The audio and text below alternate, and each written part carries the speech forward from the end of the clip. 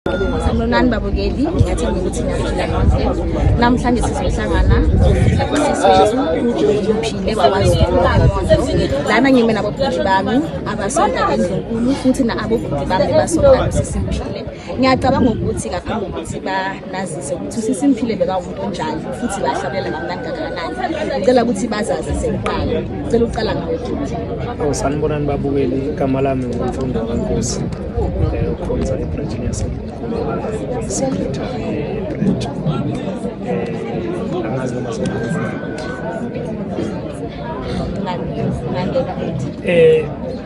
first of all ngicela nje ukuphephisela umndeni ukuphephisa ibandla ngalo sisi esimazi kakhulu esikwenzile naye ube neqhaza elikhulu endlaleni emculweni webandla ube neqhaza elikhulu ukuthuthukisa umculo webandla.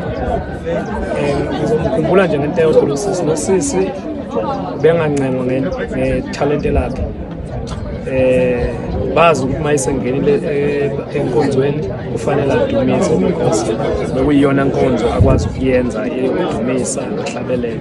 So yileyo nje into engizoyikhumbula kakhulu ngayo ukuthi bengasuye umuntu oncengwayo when it comes to ukudumisa ukuhlabelela. Bazi ukuthi mayisengenile esontweni kumele adumise, kumele ahlabelele without being told ukuthi hayi phile sicela beyinikela nje enkonzweni ahlabelele futhi umbone ukuthi uphelele lokho nje. Ngicela ukuthi uzazi sebabukela ukuthi ngubani.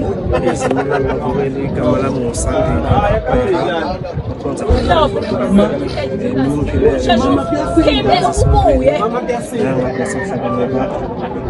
Chester sinokufaka khona thizeni umphakathi washo ukuthi umuntu onenhliziyo enhle efundulula namanye amakhono ukuthi mhlawumbe ukanje ngicula sesicula mphile athi mphile abacula akhona mhlawumbe uvusa amakhono abanye abantu esikhonza nabo benganawo umhawu wengoma befundisa nabantu becule yonke into. Mina ingoma engithanda nje ngaye ethi siyavuma namhlanje.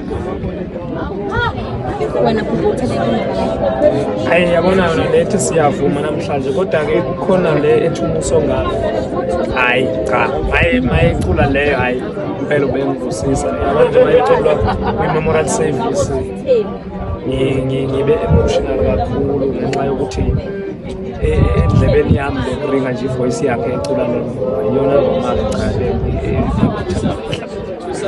so umphile masiphethe nje umndeni umphile besinokubeheza sizizinto afika engizwe emndeni siyathi simanga ngicayile usayithatha into engaka usayithatha ngoba phela besayireza sifuna uyabishana izizwe.